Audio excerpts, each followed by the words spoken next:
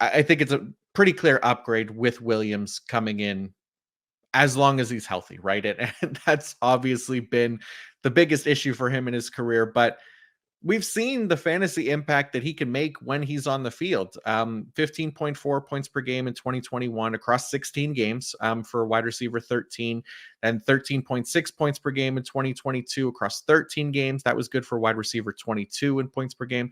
And then even last year, obviously just the 3 games, but 16.7 points per game was a really nice start for him before getting hurt. Um, the caveat with Mike Williams, it's always going to be health. But how do you feel, I guess, about Mike Williams signing with the Jets? Do you like the fit? Are you excited at all about him for fantasy purposes? I am a little bit intrigued. And I will say, I think out of all the potential fits, this is a good one. You could have maybe been hoping secretly that he would wind up back with the Chargers, which, obviously there's been plenty of production there when he's been healthy.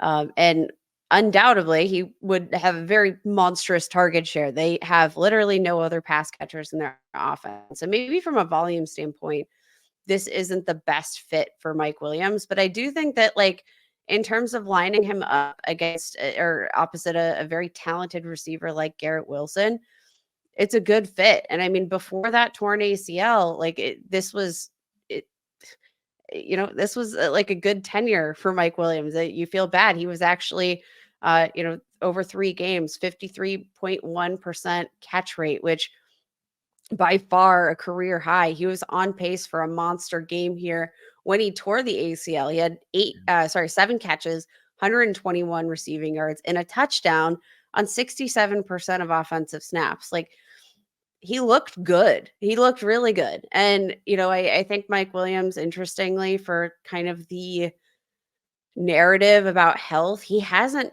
really missed all that much time, all things considered. Like, I think you would have thought that he'd play, fewer than 10 games in most of his NFL seasons. That hasn't been the case. But I think we know the upside. We know that he can score a lot of touchdowns. I think when you look at the scoring potential of this Jets offense, like, on paper, this looks like an absolutely incredible offense for a guy that, efficiency has generally been like not a huge thing for him because he's a big play, he's a contested catch guy. That doesn't bode well for your efficiency. But there is something to be said for lining up against Garrett, or, opposite Garrett Wilson. Like, that might create some openings here. I don't know. I like Mike Williams, and I do think all of these question marks about health, about age, about adapting to a new offense, I'm kind of wondering if this price tag isn't going to be one that we can get behind for Mike Wilson or Mike Williams. Yeah, no, I agree. I think those things are going to be kind of baked into his ADP once things start to solidify come, fantasy draft season. And yeah, there's risk there, but I think that's going to be baked into his price as well. And that's where I feel like I'll probably be okay taking a shot on a Mike Williams, more so than I would with even Marquise Brown, right? Like, if we're assuming that Aaron Rodgers is healthy, that's obviously a significant upgrade for the entire offense from what they got last year in the Jets. Now, again, you have to hope for health, and yeah, sure, playing at MetLife, it probably increases the risk a little bit. MetLife turf has caught a lot of shit over recent years for being poor and causing injuries, but again, picturing Aaron Rodgers healthy under center, Mike Williams, Garrett Wilson, Brees Hall, like, it is a really nice offense to thrive and be productive and score touchdowns and fantasy points. So I'm with you. I like the fit for Mike Williams. Now you got me calling him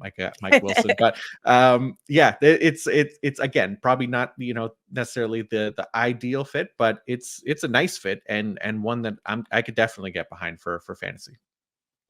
Yeah, I'm thinking, and generally speaking, my question mark with all these wide receivers, sometimes it's a little bit team dependent. So, like, if you're in a situation where you draft heavy wide receiver early on in your drafts, you take a break, you stack up on some running backs, and you come back to Mike Williams as like your wide receiver 4, right? And He's one of these guys that, like, any given week, you could probably just pop in the flex if you have a fairly stable central receiving core. If your wide receiver 1 and wide receiver 2 are fairly stable receiving assets, not the boom bust types, I think that's the kind of roster that, like, all right, now we can consider Mike Williams a very viable flex play because we've already got, you know, a relatively safe foundation.